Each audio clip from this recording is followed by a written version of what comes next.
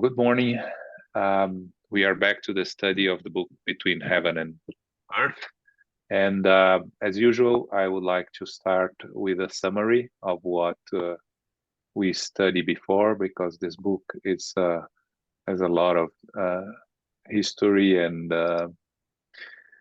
sometimes we can get lost in a lot of names. And I know Elmo last month said that he has trouble remembering all the names and everyone that is part of it. So on chapter 19, what we saw was Mario, the nurse, wishing to gather Julio's testimony, demanded his presence.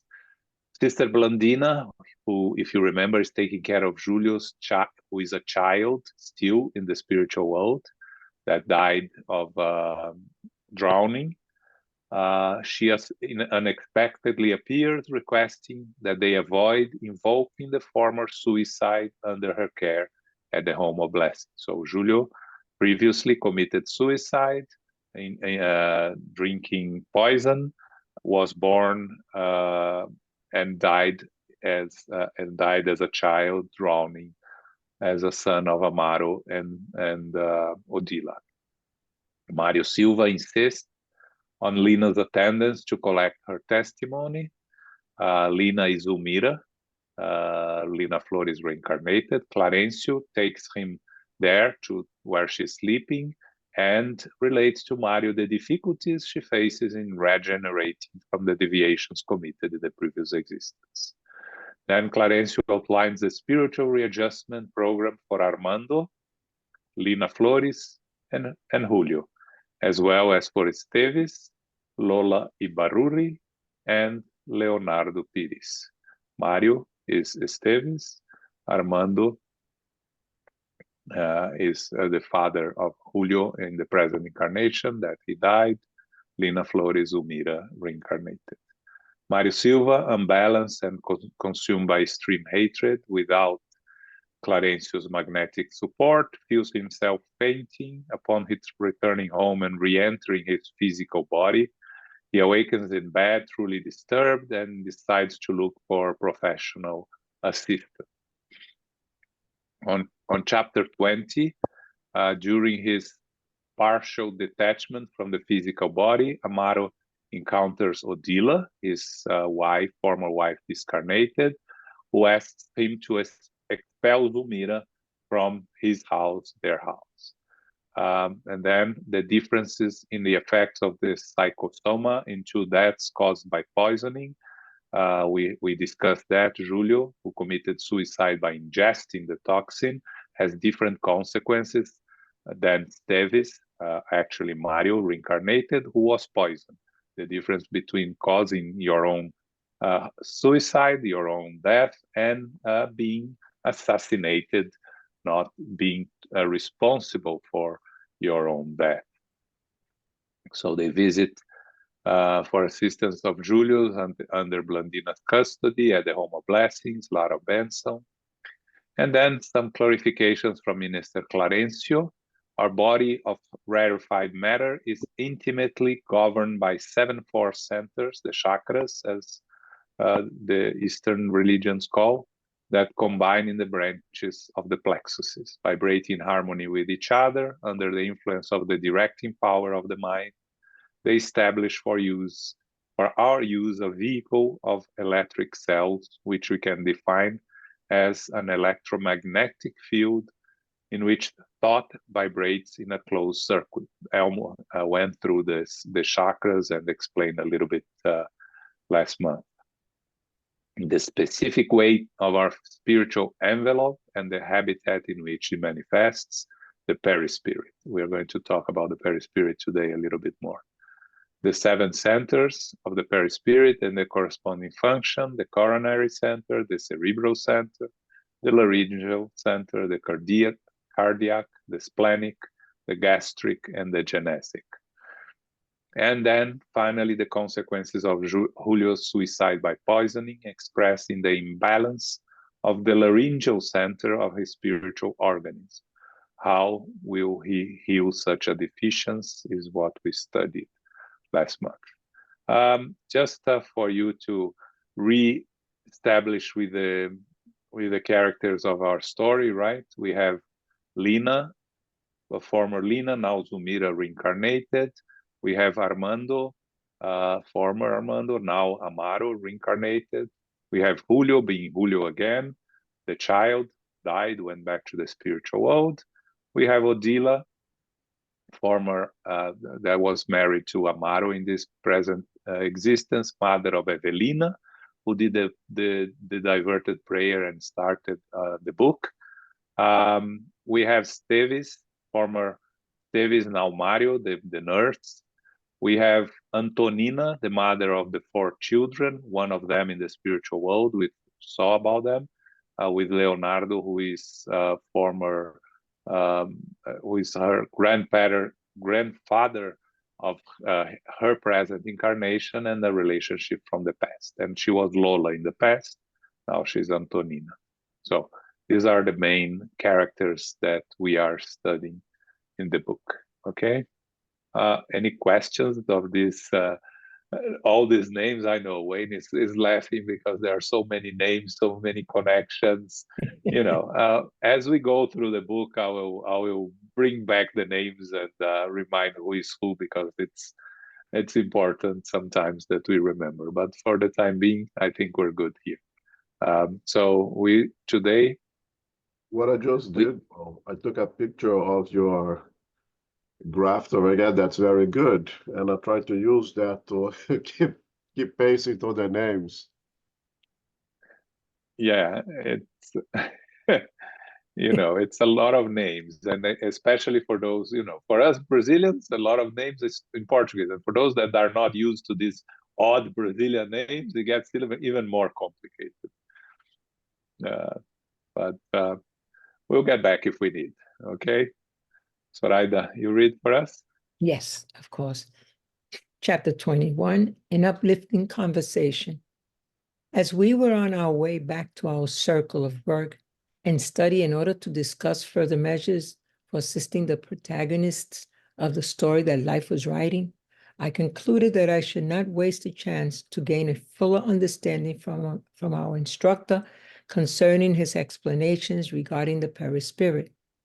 Whereas ordinary persons barely understand this vehicle of activity, knowing nothing about most of his life benefiting processes and using it like outside renders, we discarnates are compelled to analyze this garb in order to understand it better.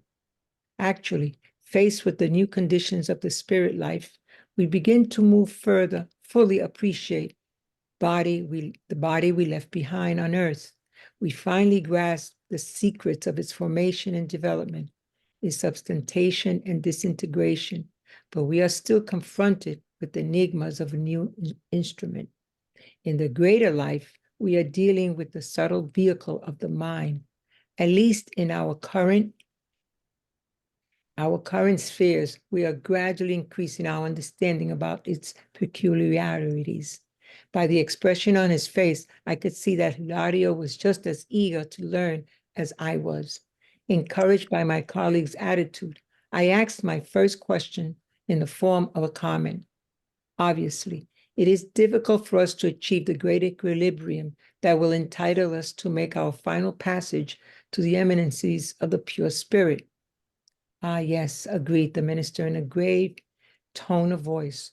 For us to have such a refined and wonderful vessel as the human body, divine wisdom spent thousands of centuries using the multiform resources of nature in the immeasurable rim of forms. In order for us to come into possession of the sublime instrument of the mind on higher planes, we have to remember that the Supreme Father takes all the time he needs to perfect and sublimate the beauty and precision of the spirit body that will confer on us the qualities that are indispensable for our adaptation to the higher life. So, Hilario began attentively. We must attribute an important role to infirmities in the human realm because most of them play an important role in the regeneration of souls. Exactly. Each force center I stated must be brought into complete harmony with the divine laws that govern us so that we could ascend toward perfect equilibrium. Okay, thanks. So here, basically, they are talking about the physical body and the perispirit, right? The spiritual body. Andre Luiz is telling us that, remember, he was a doctor when he was incarnated in the physical life. And of course, with his interest as a doctor, continues back in the spiritual world. If you remember in Ossular, when he woke up and when he felt better, he started, wanted to volunteer to work in the hospital there in the spiritual world that he was rescued and attended to. And he very soon learned that the spiritual body, the perispirit, is completely, it's a completely different knowledge required, that the knowledge he had for the physical body didn't apply very much to the spiritual body. But, you know, he very soon learned how to focus and study the spiritual body also. So he says here, we begin to more fully appreciate the body we left behind on earth, the physical body. But he says, in the greater life, in the spiritual world, we are dealing with the subtle vehicle of the mind. Again, our spiritual body, the perispirit, is formed and influenced by our thoughts. The more evolved, morally evolved we are, the more subtle becomes the perispirit or the spiritual body. The sensations that in the physical body are localized, in the spiritual body, they are all over.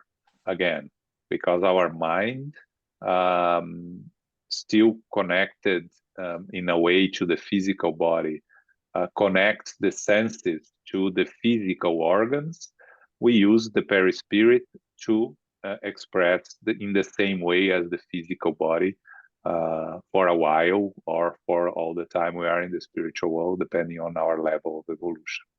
But the perispirit, it has its own organs, everything, but the functions are somewhat different from the physical body. But Clarencio, Andre Luiz talks about for us to evolve, to achieve the equilibrium, it's very difficult, right? Of course, our imperfections and play a role in preventing us from evolving the way we would like, right? One thing is what we want, another thing is what we can. But Clarencio tells them that for us to have this physical body that is perfect in its own sense, that the divine wisdom spent thousands of centuries using the multiform resources of nature. Again, the physical body and the spiritual body relates to the planet we are connected. So our physical body comes from everything that we can find in our planet, the chemical elements of this planet. The perispirit, the spiritual body, also belongs to the planet we are with. So when we move to different planets, we change the perispiritual form. We adapt to the new planet. So if it takes thousands of centuries for the divine wisdom to form the physical body, it would have to take such a long time also to adapt and form the perispirit, right? The Supreme Father takes all the time he needs to perfect and sublimate the beauty and precision of the spirit body that will confer on us the qualities that are indispensable for adaptation to the higher life. And then Hilario talks about infirmities of the physical body, because they play an important role, and we know that in the regeneration, right? The diseases that we face many times are instruments of learning for us to evolve, to learn resignation, acceptance, and to repair past mistakes. And Andre Luiz goes back to the to the centers of force, the chakras, that they must be brought in complete harmony with the divine laws for us to evolve. If you have the centers of force working in this harmony, it makes everything very hard for us to progress. We fell prey of diseases, of mental and physical imbalances. When we talk about the passes that we receive in the spirit center, the passes are a way to harmonize, to try to bring into harmony these centers of force that we have. Okay, now anything to add here?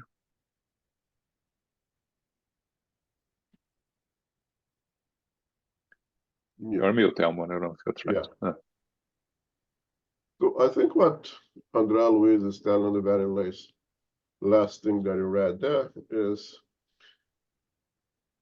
the relationship in our progress, or the progress of the instruments that the eternal spirit uses, the spiritual and the physical bodies.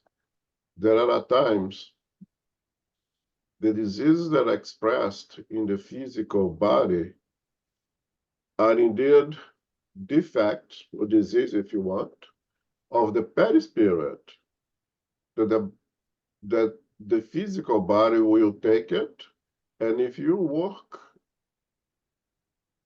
to improve in the areas that is the cause of the defect in the perispirit, upon leaving the physical body behind, the perispirit will be healthy, at least from that standpoint, that cause of the disease of the physical body. The physical body will die, and will take with it the defect of the perispirit, and the perispirit will be healthier upon returning to the spiritual world, and by consequence, in the next reincarnation, will produce a healthier physical body, because no longer that physical body will have to express at least that defect that the spirit was able to overcome. Is it a little bit confusing? I think it's okay. I'm going to share here the chakras so we can, for those that haven't seen it. So here you have the 7 main centers of force. As you see in French here, in the Le Courant de Vitalité, the centers of vitality. You have the 7 here, the one on the top, then which is the crown chakra. Then you have the one in the sorry, forgot the name of this one. The laryngeal here, of course, on the throat. Frontal, also for the third eye. Or the third eye, which is the mediumship chakra, right?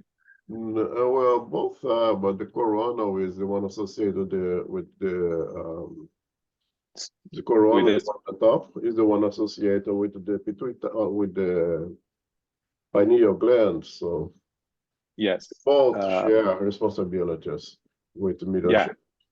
But the coronal is the one associated with the pineal gland.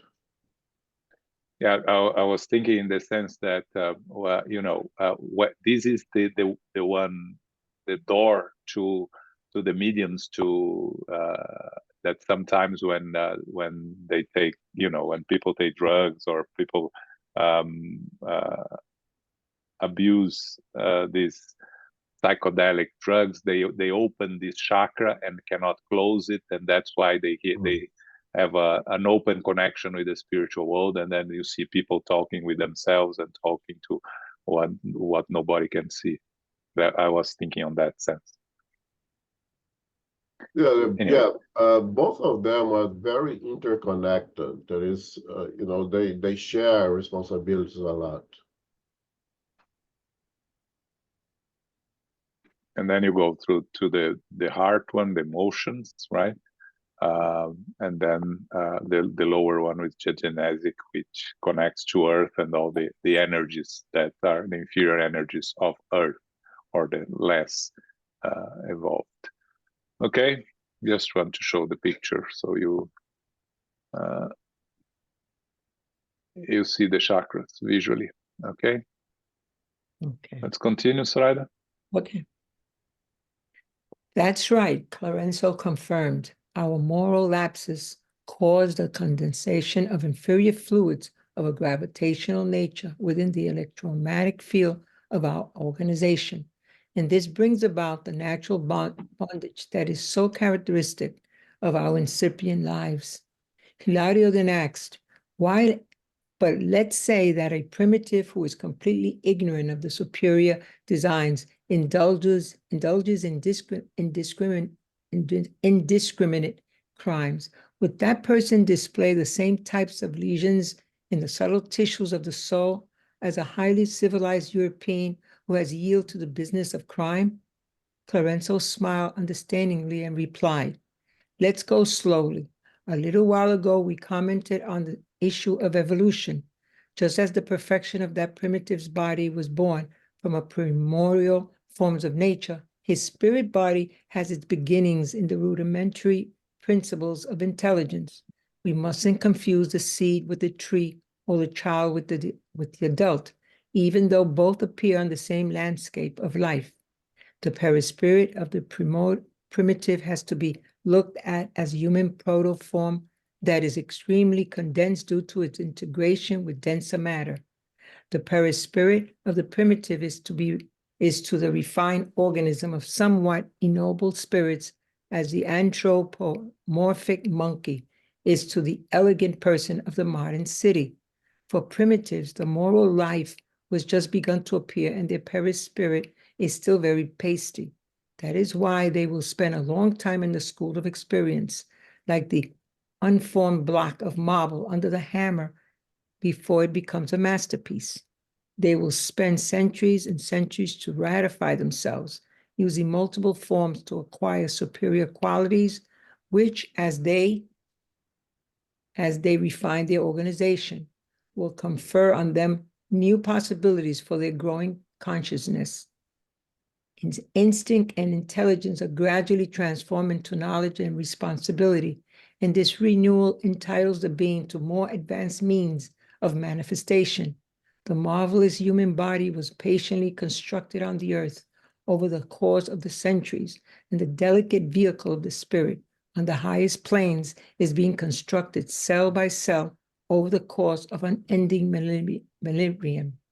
And with a significant look, Clarenzo concluded, until we change residencies, after having finally become capable of leaving behind the pathway of forms and setting off in the direction of the rims of pure spirit, where inconceivable, unimaginable resources of supreme sublimation await us.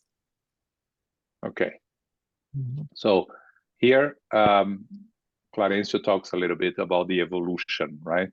The perispirit.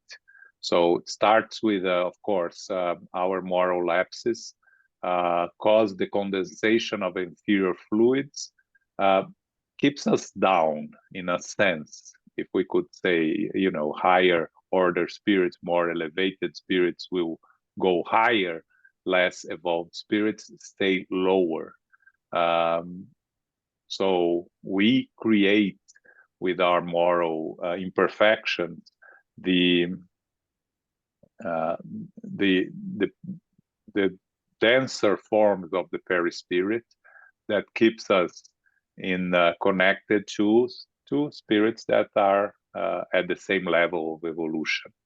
But then it's important here then because Hilario then asks, you know, it's the same thing. Someone, a primitive human being that commits indiscriminate crimes would be the same as as a civilized person that commits the same type of crimes. And Clarencio says, no, of course not. The more you know, the more responsible you are. He doesn't say that, but that's what we learn in Spiritism.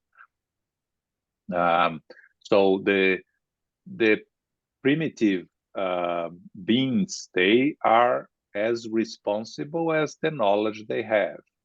So again, it's the process of deviating from the natural law by knowing what you are doing and still doing it wrong. Is that what creates responsibilities? Our evolutionary path is of trials and errors. We make mistakes because we didn't know better. If we make a mistake because we didn't know better, there are almost no consequences because we are learning. When we repeat those mistakes with the knowledge that we are making a mistake, we know it's wrong, and we are repeating it, that's when we create the karmas. So it's important to understand that these spirits of primitive human beings, when they discarnate, they don't go to the lower zones, dark places. They stay around where they just left, and they come to a new reincarnation exactly there. Andre Luiz mentions this in the book Evolution in Two Worlds. The so-called lower zones, where Andre Luiz found himself, is a place where spirits find themselves when they have guilty, when they have hatred, when they have this sort of inferior sentiment, preventing them from finding better places. So Clarencio compares the perispirit of the primitive to a human protoform that is extremely condensed due to its integration with denser matter.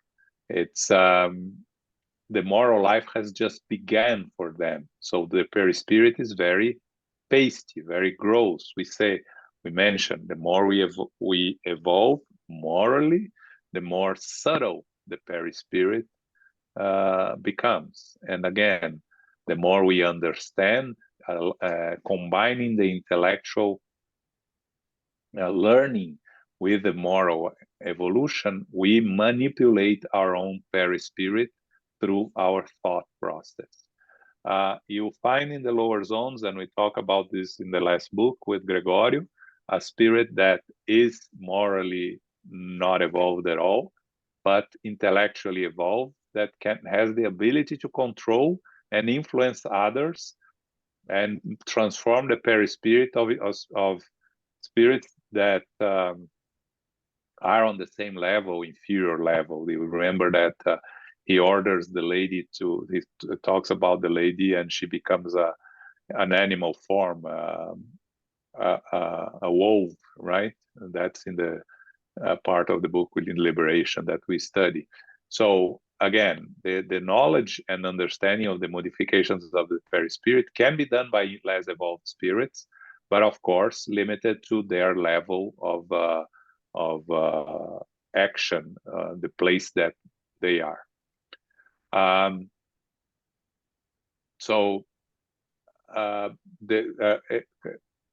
Clarencio talks about our evolutionary path, right?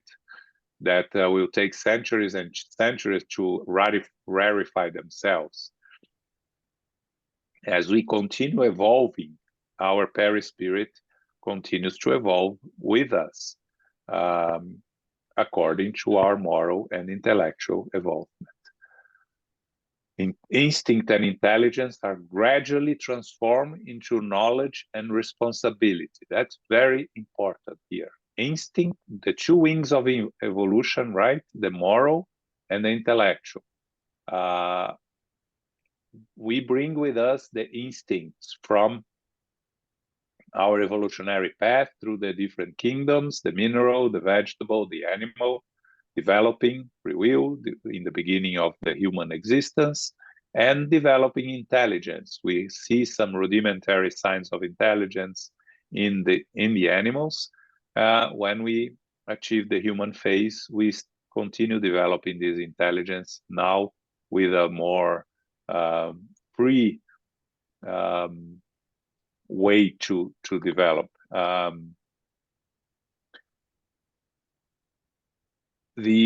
And then he says, the marvelous human body was patiently constructed on earth over the course of centuries, and the delicate vehicle of the spirit on the highest plane is being constructed cell by cell over the course of unending millennia. Joanna de Angelis, I saw a very interesting phrase from Joanna de Angelis.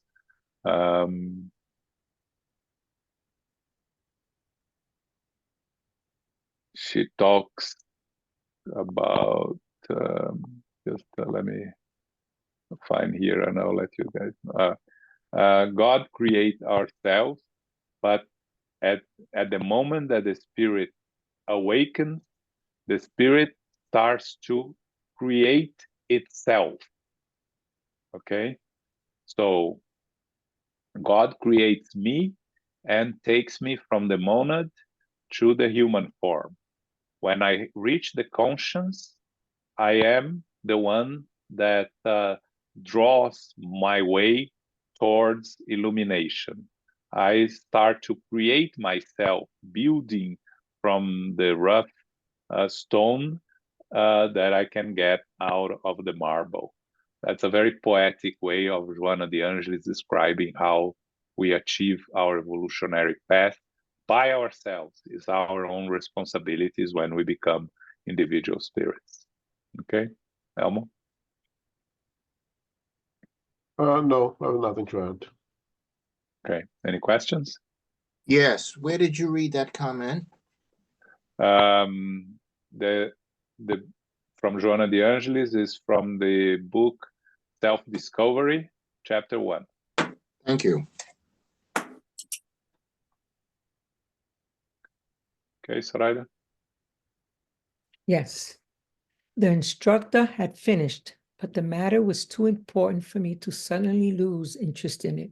I remembered my own personal experience with countless cases of obscure diseases and asked, medicine would surely write glorious chapters if it would probe more securely the problems and troubles of the soul.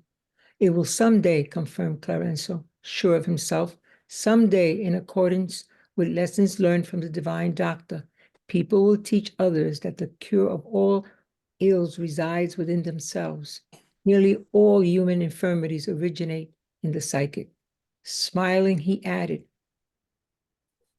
pride, vanity, tyranny, selfishness, laziness, and cruelty are the vices of the mind that generate disturbances and diseases in its instruments of expression. In the interest of learning, I remarked, that is why there are purgatorial valleys after the grave. Death doesn't mean redemption. It never has, clarified the minister. The sickly bird does not stop being sick just because it escapes from its cage.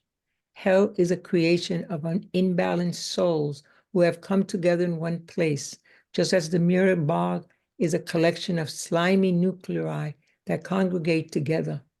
When, with a consciousness inclined toward the good or toward evil, we perpetrate this or that crime, we really can wound or harm someone, but more than that, we are wounding or harming ourselves. If we kill our neighbor, our victim will receive so much sympathy from others that he or she will soon be reestablished within the laws of equilibrium that govern us, and will often come to our aid way before we can recompose the delacerated threads of our conscience. When we harm this or that person, we actually harm our own soul first, because we lower our dignity as eternal spirits, delaying our sacred opportunities for growth. Yes, I agreed. I have seen disturbing scenes of trial in the spirit world, and these have led me to think. Infirmity as disharmony of the spirit, interrupted the instructor, continues on in the perispirit. Known diseases, in addition to others that have escaped human diagnosis, will persist for a long, long time in the tormenting spheres of the soul, leading us to readjustment Pain is great, blessed remedy. It re-educates our mental activity, reconstructing the pieces of our instrumentation and polishing the anemic centers that our mind uses to develop itself on its journey toward the life eternal. Aside from the power of God, pain is the only force capable of altering the course of our thoughts, compelling us to make indispensable changes with a view to the divine plan for us, the execution of which we cannot avoid without grave harm to ourselves. Our home was now in sight.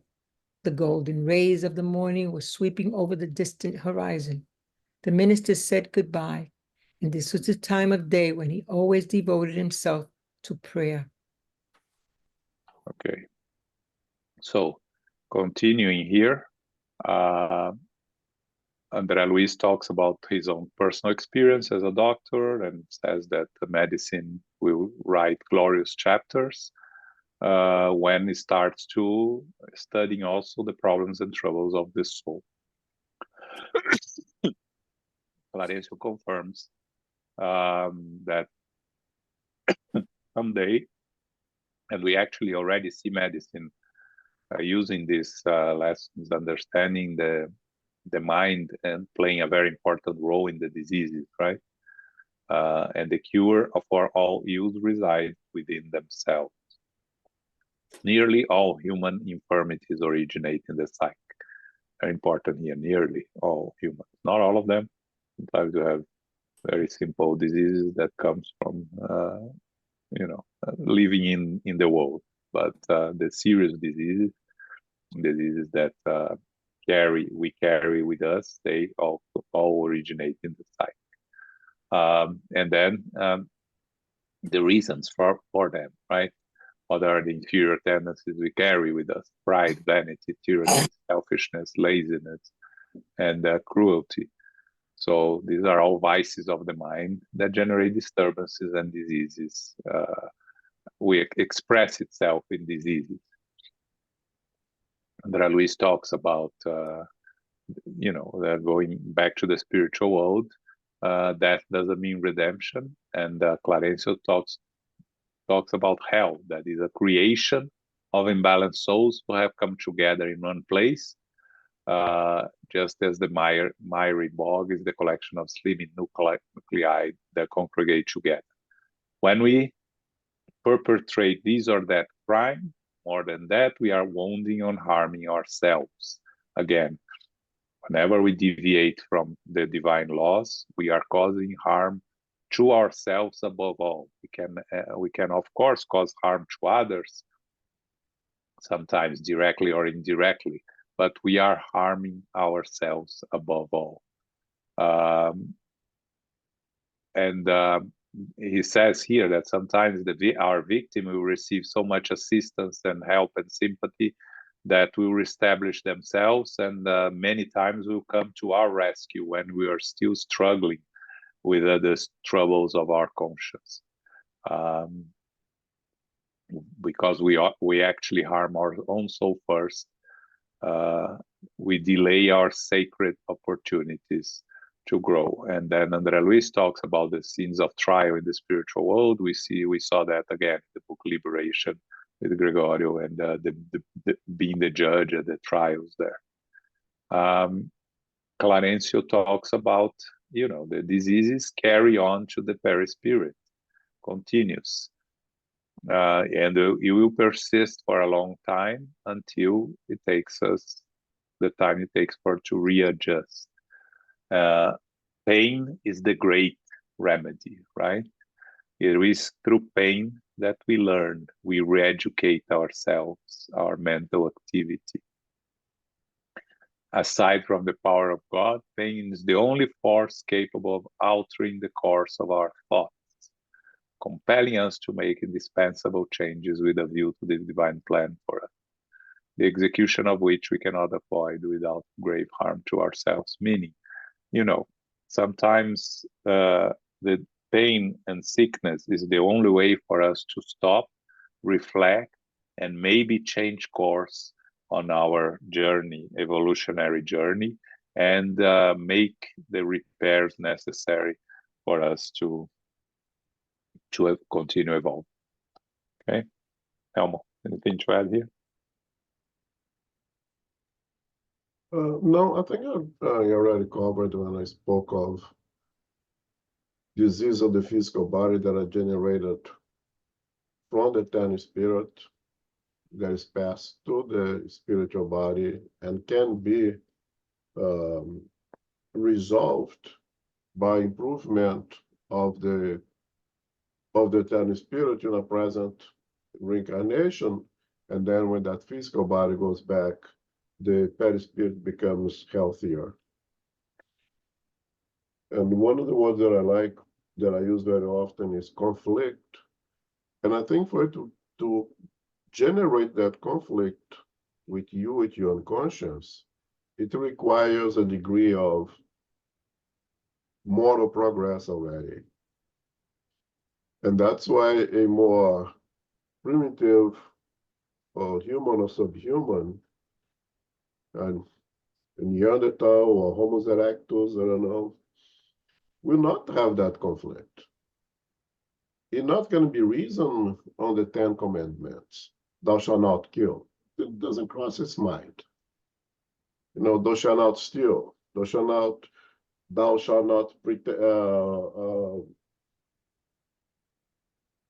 wish the neighbor's wife. Those, the Neanderthal, the Homo erectus, it doesn't cross their minds. Once you progress enough to at least say, I know the Bible says thou shalt not kill, but I don't care. I kill anyway. You had already enough progress at least to know that there is such a commandment. You choose to ignore it. And then you create that conflict of that law that is already printed in conscience, so much so that you can say, I don't care. And that's what aggravates your perispirit to be somewhat sick, and that sickness will be expressed, don't ask me how, in the physical body, and you have the opportunity to heal yourself by healing that, by going through the difficulties of that illness with that physical body, and go back to the spiritual world a little healthier.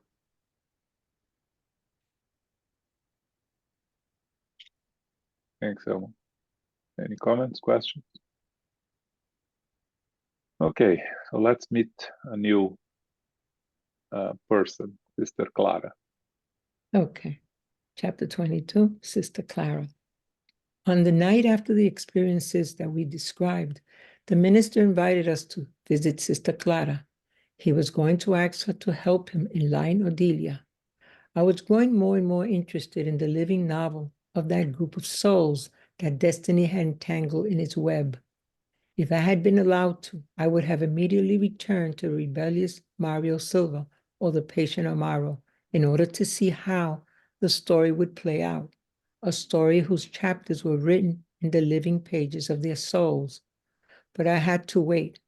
As we went to meet Clara, the moonlight shone down in the silvery outpouring upon the flower-carpeted landscape. With my mind laden with concerns for our endeavor, I asked Clarenzo about the assistance we were about to solicit. Why was he going to ask for someone else's help when he had guided the reincarnated Estevez and Amario's minds so successfully? Hadn't he enabled their memories to go back to the remote days of their struggle in Paraguay? So why couldn't he instruct the unfortunate, sickly sister as well? The minister listened tolerantly to my concerns and replied, "You're mistaken. Instruction does not always lead to transformation. Yes, I do have sufficiently developed magnetic energies capable of working on our recovering friends' minds. However, I still do not have a sublimated sentiment that could ensure the renewal of their souls. Within my limitations, I am capable of speaking to minds, but I do not feel capable of redeeming hearts. To do that, to unravel the complex labyrinths of moral suffering, one must have reached higher degrees of human comprehension." Okay, so they are directing themselves to meet Sister Clara. Clarencio is going to ask her help to enlighten Odila. Remember, Odila is the mother of Evelina, who sent the prayer, started the book sending the prayer to Odila, asking for her mother's help. And Odila is obsessing Zulmira, the second wife of Amaro, and she's there in this process of obsession. Andre Luiz, of course, mentions that his impulses, that he would immediately go there and see what's going on with Mario, with Amaro. Andre Luiz is driven by impulses, as we know, that is how we see ourselves, right? But Clarencio, of course, says that we need external help here. And then Andre Luiz, of course, was very intrigued, right? Why Clarencio was going to ask someone's help when he did all the work already, right? He guided Esteves and Armando's mind. He enabled them to see their past in Paraguay. Why couldn't he, why is not him, wasn't he able to help Odila also? And when what Clarencio says here, sometimes we see how long we have a path to evolve yet, right? Because when you talk about the minister Clarencio, with all his knowledge, all his understanding, and he doesn't feel himself capable of dealing with Odila, and he explains why, and I think it's very important and very beautiful here. Instruction does not always lead to transformation. Again, knowledge, it's very important, but the true evolution is moral transformation. Knowledge helps. Knowledge facilitates the path, but the moral transformation, it's a whole different story. So Clarencio says he has sufficiently magnetic energies to work on their friends' minds, but he doesn't have the sublimated sentiment that can renew their souls. He says, with my limitations, I'm capable of speaking to the minds, but I do not feel capable of redeeming heart.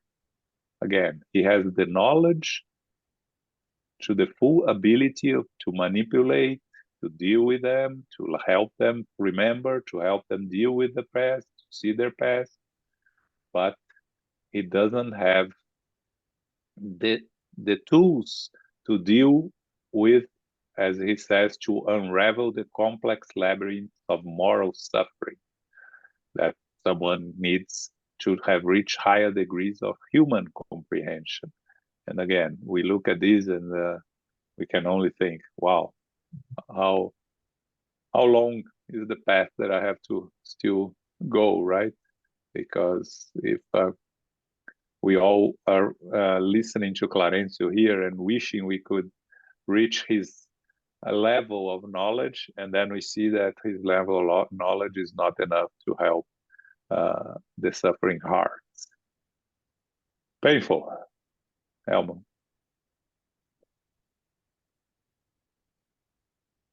No, nothing to add. Okay. Okay. Questions? Okay. I was about to ask another series of questions, but our instructor pointed out a beautiful building to us, surrounded by spacious flower beds dotted with trees.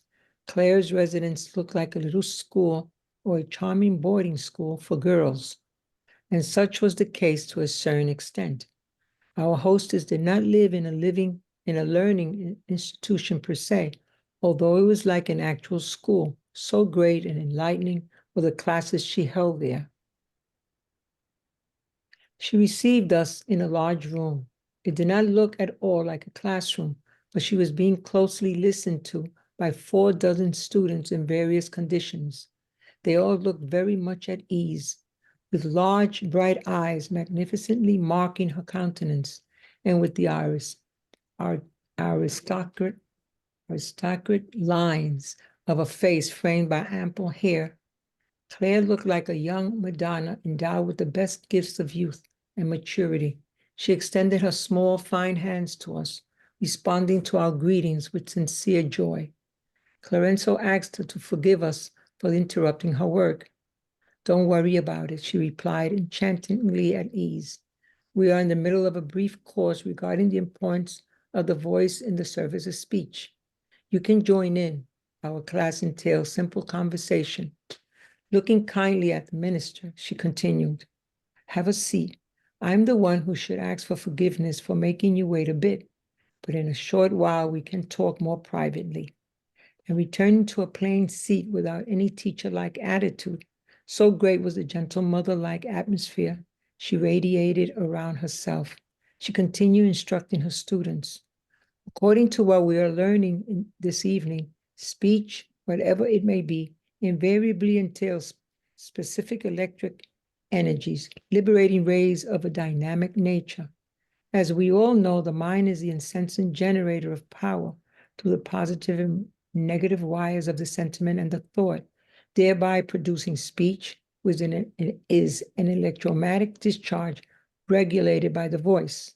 This is why in all our areas of activity, the voice modulates speech.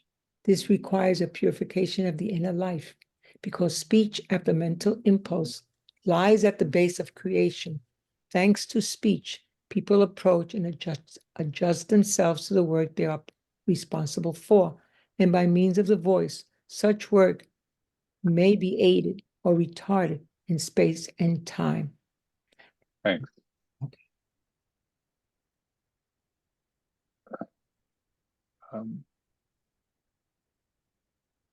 So, Sister Clara, we were here. Oh yes. So so they arrived at a place where she lived.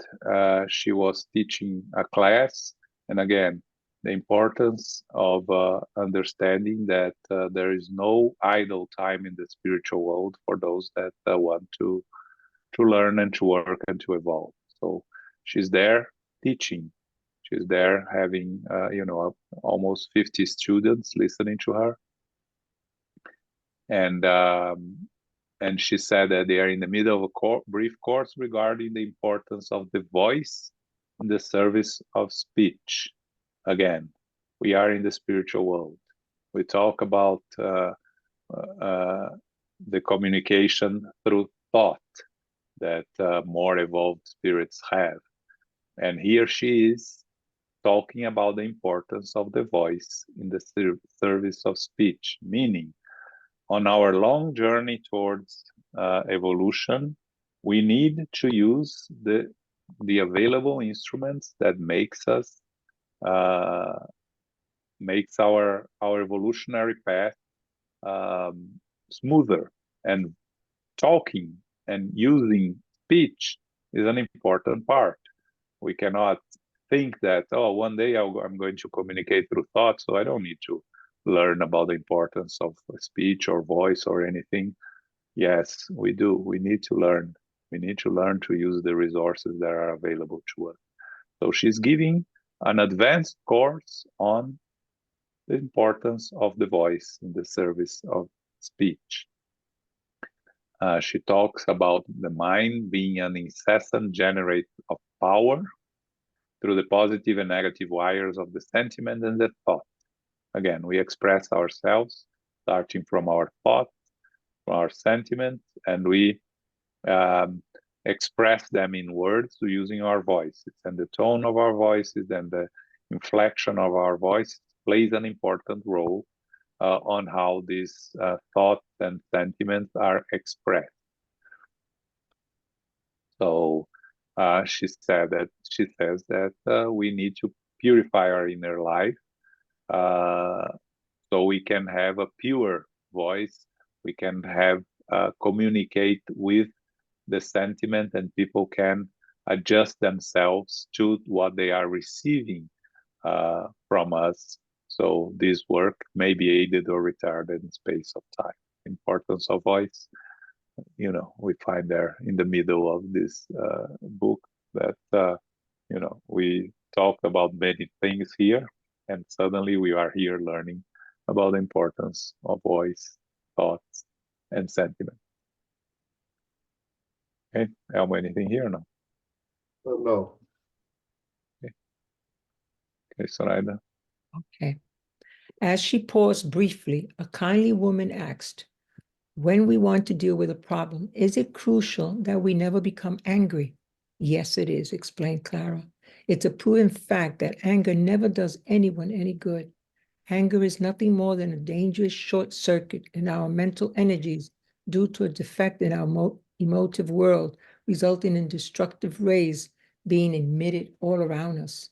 On such occasions, if we aren't with someone who possesses the insulating material of prayer or patience, the sudden imbalance in our energies causes great harm, because when thoughts of anger become interiorized, they can cause temporary mental blindness, dragging the mind into sensations rooted in the remote past, sensations that in turn drag us down into unfortunate experiences of lower animality and without even realizing it. According to what we know, anger cannot and must not be expressed in what we say. An angry person is an out of control dynamo, and coming into contact with him or her may cause the strangest disturbances. A young woman who displayed obvious interest in the lesson argued, what if we were to replace the term anger with indignation? Sister Clara thought for a moment and replied, good point. We cannot finish our lesson without analyzing indignation as a state of the soul that is sometimes necessary. Of course, we must avoid excesses. Getting upset all the time about petty things demeans the gifts of life, wasting them inconsequentially without the least advantage for oneself or for others. Let's imagine indignation as the raising of the tension in the power plant of our organic resources, creating special effects that enable us to carry out our task efficiently. In exceptional cases, when such a power difference impacts our daily life, we mustn't forget to control the inflection of our voice. Just as managing electrical energy requires monitoring the voltage, we need to monitor our indignation, especially when we have to express it by means of speech, projecting our voice only with enough power that can be used by those to whom we direct the charge of our sentiments. It is crucial for us to modulate the expression of what we are saying, just like the emission of electricity is modulated. And before the group, which was listening to the lesson with true respect, she continued after a brief pause. Our life may be compared to a lengthy learning course in which innumerable classes we receive and give, help and are helped. In every circumstances, serenity is always the best advisor, but in a few aspects of our struggle, indignation is needed for us to express our being repulsed by deliberate acts of rebellion against the laws of the Lord. During this elevated mental tension, however, we must never give way to violence, and we must never lose our dignity, as we've received from the divine trust the gift of higher knowledge. Thus, it is enough for us to abstain from the acts that we inwardly disapprove of, because our attitude is a magnetic induction current. All around us, whoever is attuned to us usually does what he or she sees us do. Consequently, what we do is a center of attraction. Thus, we need to be very careful about what we say during moments of high tension in our emotional world, so that our voice does not come out in wild cries or in cruel remarks that are no more than hurtful shocks to others, sowing thorns of antipathy and revolt that are harmful to what we are supposed to be doing. Okay, so very important part here when we talk about anger, right? How to deal with anger and how we compare, we bring also indignation into it, right? So Sister Clara says that anger is a short circuit in our mental energies due to a defect in our emotive world. So we get angry because we are disturbed by something. And when we become anger, we, emit these destructive rays. When this anger becomes interiorized, we can become blind, right? With how many times we see angry people making awful decisions, awful decisions, because with the anger we access sensations, and we access our inner self and our inferior tendencies, and we express ourselves, as she says here, in the lower animality without realizing. So we have to be very careful and learn to control our anger, learn to educate ourselves not to get angry, especially over things we cannot control. Now, when we talk about indignation, she says, it's very important, because indignation is a state of the soul that sometimes is necessary. We cannot be passive for everything that is happening around us. But indignation is sometimes necessary, but getting all the time angry and upset, it's, we are going to waste our life without any advantage for ourselves or for others. So he compares here with a power plant. She compares here to a power plant, saying that we need to monitor our indignation, especially if we need to express by means of speech, projecting our voice with enough power that can be used by those to whom we direct the charge of our sentiments. I remember Divaldo talking about one time that he was there on the line for a check-in in the airport, and someone crossed the line in front of him, and he said, I didn't get angry, I got firm. I said, you cannot cross in front of me, please go back to the line. And the person looked towards him with anger and try to get into a fight with him. And he just looked firmly, directly, and didn't say anything. He just said, it is my right to be here, and you are doing it wrong. And the person looked at him and eventually moved back to the line. Again, showing indignation without anger, but being firm on your rights. Again, it's a very tricky and difficult thing to learn, but we need to learn to do that. But as she says here, when we have this elevated mental tension, we must never give way to violence, and especially never lose our dignity, because if we do that, we lose all reason and all rights. The indignation must be manifested in a way that builds something, that helps solve something, not in a way that causes destruction. Okay? Elmo, you can hear? Oh, no. Right, Soraya? Okay.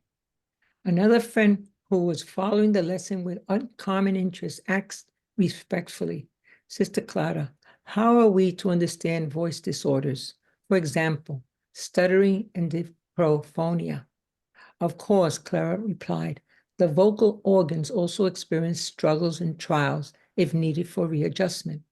We may use our voice to commit various crimes of mental tyranny, and we have to use it to repay such debts. Disorders of this sort compel us to do the work of recovery in silence, because when we have to endure someone else's comments, we gradually learn to control our own impulses, bringing them in line with the good. As she spoke with complete simplicity, like a maternal angel guiding her children, Sister Clara commented a few minutes on this remarkable topic with amazing perfection of definition. When the lesson ended, only a few young girls who regarded our hostess as a true benefactor lingered in the lovely home. Clara led us into a small adjacent room where Clarencio told her about the purpose of our visit. Someone down on earth needed to hear what she had to say in order to make personal changes. Clara asked about the details of the endeavor. Clarencio recounted the drama. When she heard that the embittered woman had given up her husband, who had stayed behind on the earth, we saw immense compassion on her face. Her eyes filled with unshed tears. I understood that the noble instructor, endowed with a supreme moral character, had profound, unmanifested sorrows. Surely we were seeking comfort for an unhappy soul, in a soul that perhaps was suffering even more. The poor woman, she exclaimed, moved. Affirming that she could take the time off, she generously agreed to go with us. Okay, so a student asks Sister Clara about voice disorders, right? Because she's talking about voices, and we know that there are problems with stuttering and diplophonia, which is a characteristic that people sometimes have different tones of voices. So when they're talking, they go up and down, and they have, grave and grave voice, and then they change to the tone of voice. And again, she says that when we abuse our instruments, we have to face the consequences. Those that face these voice struggles are those that abuse their voices in previous incarnation, use their voice to various crimes, right? So those that have these imperfections, these voice difficulties, have to learn how to use their voice and have to educate their voices and have to learn recovering silence. As she says, when we have to endure someone else's comments, we gradually learn to control our own impulses. So everything that happens to us, again, are learning exercises for our evolutionary path. And problems with our voice, of course, are consequences of abuses in the past or challenges for us to learn silence, to learn patience, to learn different uses of our expressions of our mental abilities. Okay. So finally, Clarencio explained her the case and what they were there for, and she said that she could help them. Yes, she surely would be happy to seek comfort for an unhappy soul. And Andre Luiz has the impression that she could identify herself with Odila's suffering, because Andre Luiz writes that she was perhaps suffering even more. So that's the chapter. I don't know if anyone has any final questions, comments.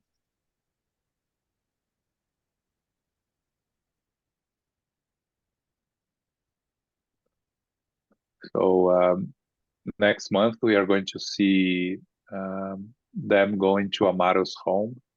So we are going to see how Clara deals with Odila and with all the situation. It's a very, very beautiful chapter. It's called Maternal Appeal. Okay. Sunday next week, we are going to study the Gospel according to Spiritism. Okay. We are still in the chapter of prayers, right, Elmo? Yes. Okay. We're doing the Our Father's prayer. Okay, beautiful. Okay, Carol, can you do our final prayer? Sure. Thank you very much, John. Thank you, Elmo. Thank you, Sarita, today for reading. Infinite Creator and Supreme Intelligence, we give thanks for the opportunity to be together again as brothers and sisters for our studies of the book Between Heaven and Earth, chapters 21 and 22. The vehicle of spirit is being constructed cell by cell over the unending millennia. The human body was constructed over many centuries. After the monad being created, the human form evolves and personal responsibility commences. Moral and intellectual aspects develop step by step. Thoughts, vibrations, and actions do affect the body and the perispirit during each incarnation. Pain is a wake-up call to reflect, re-educate, and repair. Thoughts, speech, and voice are very important qualities to refine and to express. We are also learning to control our impulsive speech. We give thanks to the spiritual benefactors and the good spirits for guiding and inspiring us today. May we receive the love, light, and peace of Christ within us, and for our loved ones, our teachers, the directors, the counselors, the mediums, the workers, and all who are with us today participating. We pray for inner peace and especially for world peace, and for those who are suffering in the physical world as well as the spiritual world. We pray for SGNY and all Spiritist centers throughout the world, that they may grow, expand, prosper, and be protected each hour of the day and of the night. As we close, we humbly ask for safety and protection as we return to family, friends, loved ones, and coworkers. May we go forth now as beacons of love, of light, of peace, of service, and charity, which is love in action. So be it.